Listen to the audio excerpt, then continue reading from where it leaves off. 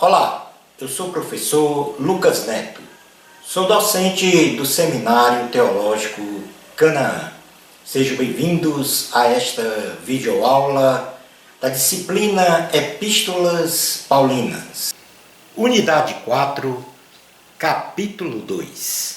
Primeira carta a Timóteo, a qualificação espiritual e a ética da liderança. Introdução do capítulo 2. Estudaremos os capítulos 2, 3, 5 e 6 da primeira carta a Timóteo. Estudaremos também sobre a devoção cristã e os deveres da mulher nos aspectos visual, espiritual, conjugal e moral. Estudaremos também os quesitos fundamentais ao aperfeiçoamento do obreiro cristão. Este capítulo está constituído de 5 itens. O primeiro item, nós vamos estudar a devoção cristã. No segundo item, os deveres da mulher cristã. No terceiro, a qualificação ministerial. No quarto, a coluna e a firmeza da verdade. No quinto e último item, a ética do obreiro. Item 2.1, a devoção cristã. Paulo, ele faz, na primeira carta a Timóteo, capítulo 2, versículos 1 ao 4, o pedido para a prática da oração por todos os homens. Vamos fazer uma leitura direta destes versículos, capítulo 2 da primeira carta, do versículo 1 ao 4, para então depois apresentarmos aqui quais foram as práticas que ele solicitou. Diz assim a palavra, na primeira carta a Timóteo, capítulo 2, versículos 1 ao 4. Antes de tudo, pois, exorto que se use a prática de súplicas, orações, intercessões, ações de graças em favor de todos os homens, em favor dos reis, e de todos os que se acham investidos de autoridade, para que vivamos vida tranquila e mansa, com toda piedade e respeito. Isto é bom e aceitável diante de Deus, nosso Salvador, o qual deseja que todos os homens sejam salvos e cheguem ao pleno conhecimento da verdade. Então, a primeira prática embutida dentro da oração é de deprecações. E o que é deprecações? Ou o que são deprecações? São súplicas de perdão. O cristão deve reconhecer que é pecador e necessita de perdão e consolo por meio da oração. Ou seja, todos os dias nós precisamos realizar deprecações ao Senhor, súplicas de perdão, porque nós somos pecadores. 2. A própria oração. E quando se fala de oração, o conceito é de conversar com Deus. O cristão deve apresentar a Deus suas petições com fé, sabendo que Deus vai responder e acolher os seus pedidos segundo a vontade dele. Ou seja, nós temos que orar também todos os dias, várias vezes, de forma que as nossas orações tenham um alinhamento direto com a vontade do Pai e não só com a nossa vontade. Terceiro, intercessões. Todos os dias temos que fazer intercessões. E o que é a intercessão? Rogar a Deus em prol de outros. O cristão deve apresentar as causas e as necessidades de alguém a Deus. Devemos ser intercessor uns dos outros. Quarto, ações de graça, significando gratidão. Agradecer a Deus por todas as coisas. Agradecer a Deus por nossa vida, por nossa família, pelo nosso emprego, por tudo que Deus nos dá, ou por tudo o que Deus não permite chegar às nossas mãos. No item 2.2, o apóstolo Paulo vai falar sobre os deveres da mulher cristã. E nesse sentido, nós temos que ler do versículo 9 até o 15 do capítulo 2 para termos uma compreensão de forma global do que Paulo quer falar sobre esses procedimentos convenientes, né, no culto público ou na sociedade. Diz assim a palavra do Senhor na primeira carta a Timóteo, capítulo 2, a partir do versículo 9 até o 15. Da mesma sorte que as mulheres em traje decente se ataviem com modéstia e bom senso, não com cabeleira frisada e com ouro ou pérolas ou vestuário dispendioso, porém com boas obras, como é próprio às mulheres que professam ser piedosas. A mulher aprende silêncio com toda submissão, e não permito que a mulher ensine nem exerça autoridade de homem. Esteja, porém, em silêncio, porque primeiro foi formado Adão, depois Eva, e Adão não foi iludido, mas a mulher, sendo enganada, caiu em transgressão. Todavia, será preservada através de sua missão de mãe, se ela permanecer em fé e amor e santificação com bom senso. Então vamos agora aqui comentar alguns pontos importantes que muitas vezes eles são mal interpretados, mal entendidos. O primeiro ponto é que, na realidade, nós vamos dividir aqui de forma, vamos dizer assim, bem prática, né? De uma forma bem simples, quais foram os procedimentos que Paulo acha, os comportamentos que Paulo acha conveniente, não só no culto público, mas na sociedade, com referência à mulher cristã. Então, no aspecto visual, Paulo diz para ela usar traje honesto. Isso significa que ela deve estar bem vestida, no sentido de não causar lascívia em outrem. E o que é lascívia, o pecado da lascívia? É você causar em outro desejo pelo seu corpo.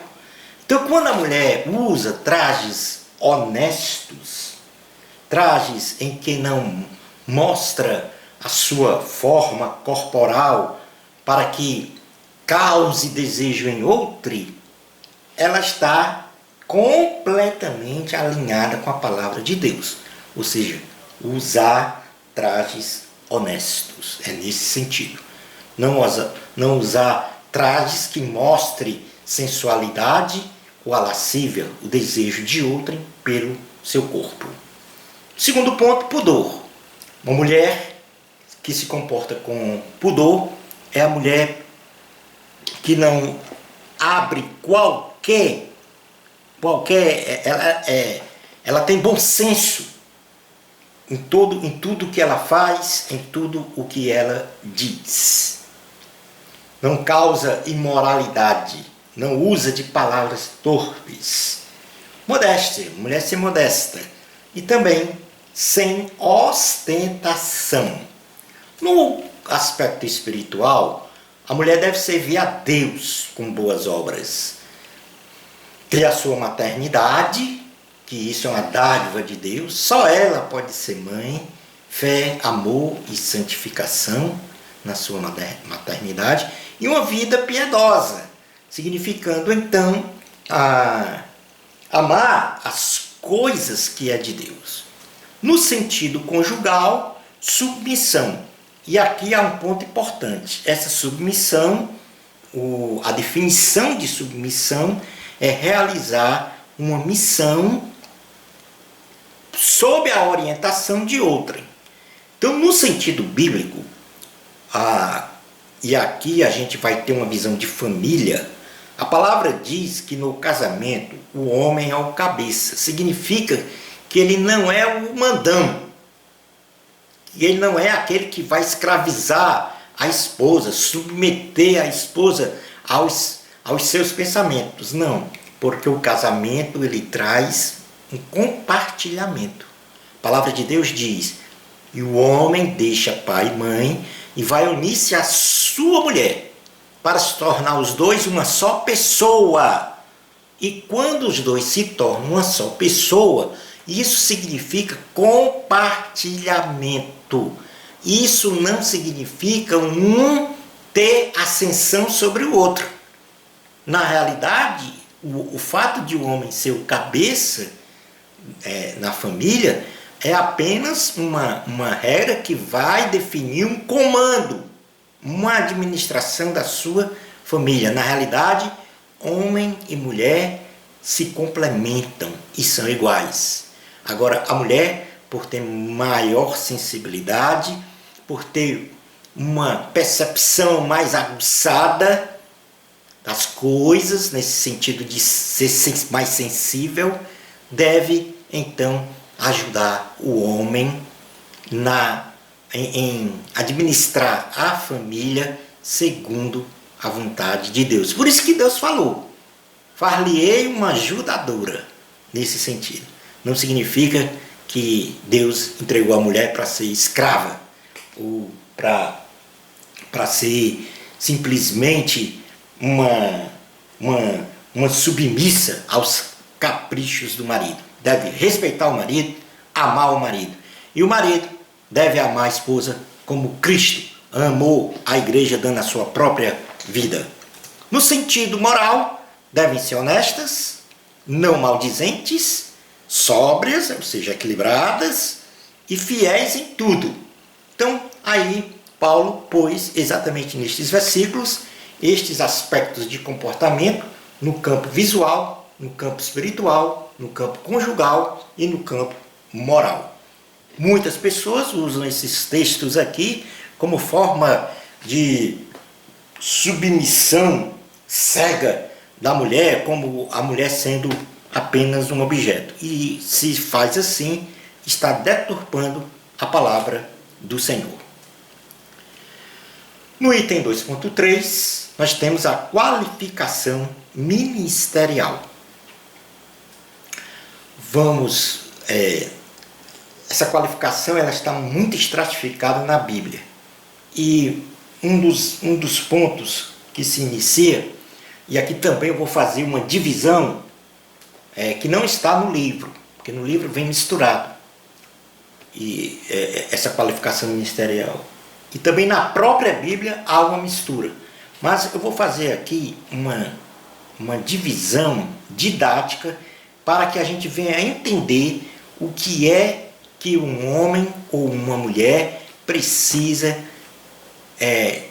se qualificar para ser pastor, para ser diácono, ou enfim, para ter qualquer cargo eclesiástico na igreja, cargo de comando.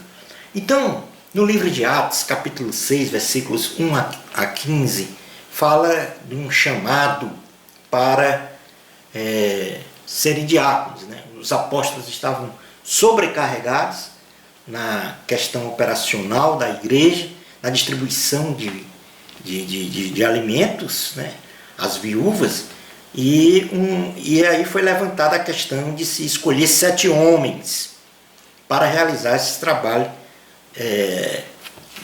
da entrega, ou seja, da assistência social da igreja. Na realidade é nesse sentido.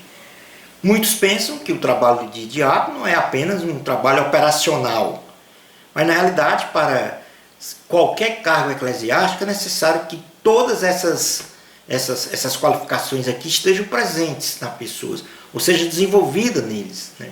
Então, Atos capítulo 6 traz o seguinte: o diácono, e aí ele fala especialmente de Estevão. Nós não vamos ler aqui neste momento porque o nosso tempo é exíguo e são muitos versículos, mas as qualificações espirituais de um diácono, lá exposta no livro de Atos, é que ele deve ser cheio de fé e do Espírito Santo, como era Estevão. Que ele deve ser cheio de graça e de poder. Que ele deve ser cheio de sabedoria. Tem que ter uma visão espiritual do reino de Deus. Cheio de amor e pronto para perdoar. E também cheio de luz. Então, se vocês depois fizerem uma leitura aí de Atos capítulo 6, versículos 1 a 15, vocês vão identificar estas qualificações para o exercício do diaconato. E por conseguinte, essas qualificações aqui devem estar presentes também para o exercício pastoral, o exercício de evangelista, o exercício de presbítero, de bispo, e aí vai pela frente, para qualquer cargo eclesiástico, ou por que não dizer, para qualquer cristão. Trazendo agora para a primeira carta a Timóteo, capítulo 3, versículos 1 a 13, então ele vai fazer aqui as qualificações morais. Então, vamos ler aí, versículo 1 a 13, que diz assim. Na verdade, eu vou ler todas as qualificações e depois eu vou dividir em morais e espirituais, no sentido de como deve ser qualificado o obreiro, né? O bispo, o pastor, o diácono. Fiel é a palavra. Se alguém aspira ao episcopado, excelente obra almeja. É necessário, portanto, que o bispo seja irrepreensível, esposo de uma só mulher, temperante, sóbrio, modesto, hospitaleiro, apto para ensinar, não dado ao vinho, não violento, porém cordato, inimigo de contendas, não avarento, e que governe bem a própria casa, criando os filhos sob disciplina, com todo respeito, pois se alguém não sabe governar a própria casa, como cuidará da igreja de Deus? Não seja neófito, para não suceder que se ensoberbeça e incorra na condenação do diabo. Pelo contrário, é necessário que ele tenha bom testemunho dos de fora, a fim de não cair no opróbrio e no laço do diabo. Semelhantemente, quanto a diáconos, é necessário que sejam respeitáveis, de uma só palavra, não inclinados a muito vinho, não cobiçosos de sorte da ganância, conservando o mistério da fé com a consciência limpa. Também sejam estes primeiramente experimentados, e se mostrarem irrepreensíveis, exerçam o diaconato. Na mesma sorte, quanto às mulheres, é necessário que sejam elas respeitáveis, não maldizentes, temperantes e fiéis em tudo. O diácono seja marido de uma só mulher e governe bem seus filhos e a própria casa, pois os que desempenharem bem o diaconato alcançam para si mesmo justa preeminência e muita intrepidez na fé em Cristo Jesus. Portanto, aqui ele traz, o apóstolo aqui registra de forma até linear todas essas qualificações, não só para o bispo, como para o diácono, que nós consideramos aqui que todas essas qualificações devem estar presentes tanto para quem é bispo, como quem é pastor, evangelista, presbítero, diácono ou qualquer cargo eclesiástico. E nesse sentido nós dividimos didaticamente nas qualificações morais, nas qualificações espirituais e nas qualificações da família. Então, primeiro nós vamos ver aqui as qualificações morais no ministério. Além daquelas que nós falamos anteriormente, que foram essas aqui, lá está registrada em Atos capítulo 6, que são qualificações espirituais. Então, nas qualificações morais em seu ministério, o pastor, o diácono, o presbítero, o evangelista deve ser apto para o ensino. Segundo, não neófito, ou seja, ele tem que ter o conhecimento mínimo, provado no ministério, homem de fé. Então estas são as 4 qualificações morais de um homem de Deus para o seu ministério. Nas qualificações morais, no casamento e na família, o homem de Deus deve ser marido de uma só mulher e administrar bem a sua própria família e ter os seus filhos em sujeição e respeito. Deve também, ainda como qualificações morais em seu caráter, agora no caráter, ele deve ser irrepreensível, não cobiçoso, modesto, sem vaidades, defensor do Evangelho de Cristo, homem de uma só palavra, justo, respeitável e de boa reputação. Ainda, falando sobre as qualificações morais em seu comportamento, ele deve ser temperante, sóbrio, brando, não violento, cordato, não contencioso, não avarento, rejeitar qualquer vício, ser hospitaleiro e acolhedor. Portanto, aí estão todas as qualificações em que Paulo faz esse registro no capítulo 3 da primeira carta a Timóteo. E aí nós fizemos a segmentação, uma estratificação no casamento, na família, no comportamento, no ministério e por aí vai. Juntando então todas estas qualificações. No item 2.4, Paulo vai falar sobre a coluna e a firmeza da verdade. E nesse caso, ele está se reportando à igreja. A igreja é a coluna da verdade. Então, na primeira carta a Timóteo, capítulo 3, versículo 14 e 15, diz assim: escrevo-te estas coisas, esperando em ver-te em breve, para que, se eu tardar, fique ciente de como se deve proceder na casa de Deus, que é a igreja do Deus vivo, coluna e baluarte da verdade. Evidentemente, grande é o mistério da piedade. Aquele que foi manifestado na carne, foi justificado em espírito, contemplado por anjos, pregado entre os gentios, crido no mundo, recebido na glória. Portanto, aqui o apóstolo fala da igreja de Deus, como coluna e baluarte da verdade. E, em seguida, termina falando sobre o grande mistério da fé. Mas ele aqui coloca a igreja como em 3 pontos fundamentais. Ele diz que a igreja é a casa de Deus. A igreja é constituída de pessoas regeneradas que formam a família de Deus. Ele não está aqui formalizando aqui o prédio, a edificação como a casa de Deus. Ele está dizendo que a igreja é constituída de pessoas que foram regeneradas pelo Espírito Santo e que aí formam a família de Deus. Essa é a casa de Deus. Porque toda família mora numa casa. Ele diz também que a igreja é a igreja do Deus vivo. Então ele está dizendo que os cristãos pertencem ao Deus que vive e vivifica os seus filhos. Ou seja, nesta família de Deus, Deus está no meio dela e Deus age nela. Deus vivifica esta família, a família de Deus. Portanto, a igreja, como família de Deus, é a igreja do Deus vivo. E esta igreja, da relação com a sociedade, ela é coluna e firmeza da verdade. A igreja deve guardar e manter a verdade, que é Cristo na sociedade. Ou seja, a igreja tem a incumbência de levar Cristo para a sociedade, mostrar Cristo para a sociedade. No item 2.5, Paulo volta a falar sobre a ética do obreiro.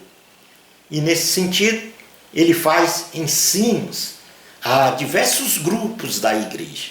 Então aqui ele vai agora se reportar, porque a igreja ela é diversa, ela tem vários grupos, vamos dizer, sociais.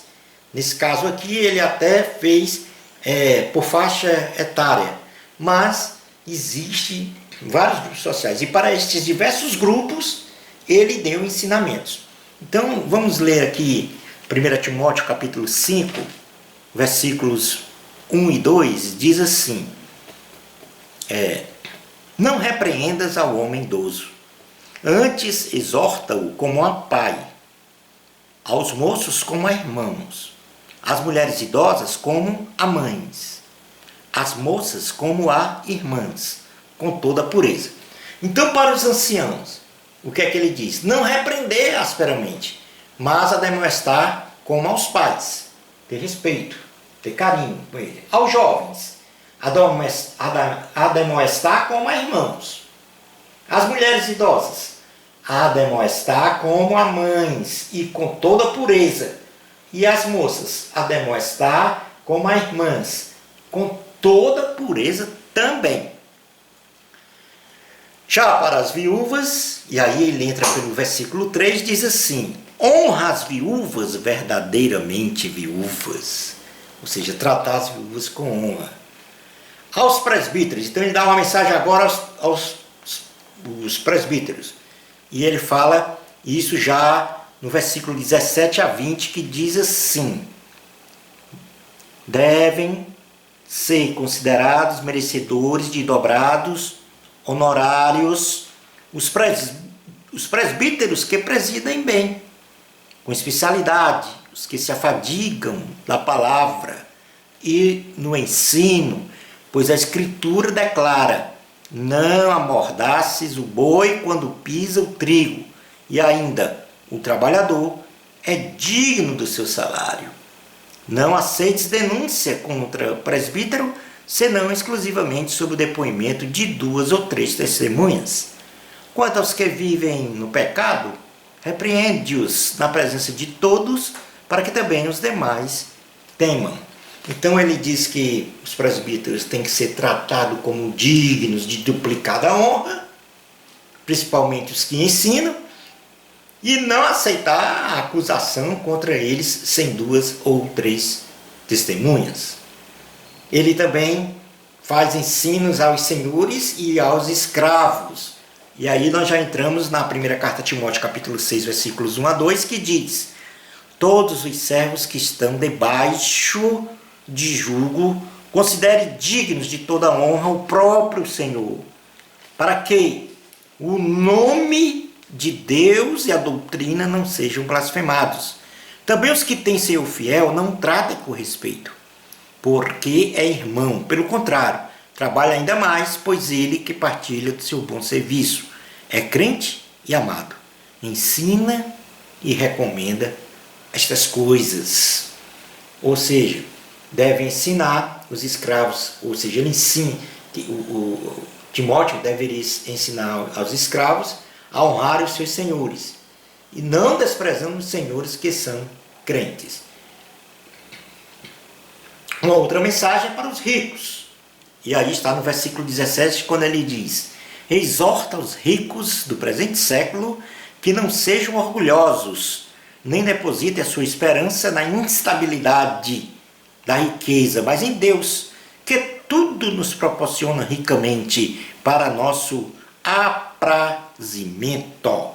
Então, ensinar os ricos que não sejam altivos. Chegamos ao final desta videoaula. Bênçãos especiais de Jesus para você. Amor a Cristo. A glória é de Deus. Até a nossa próxima aula, se Deus permitir.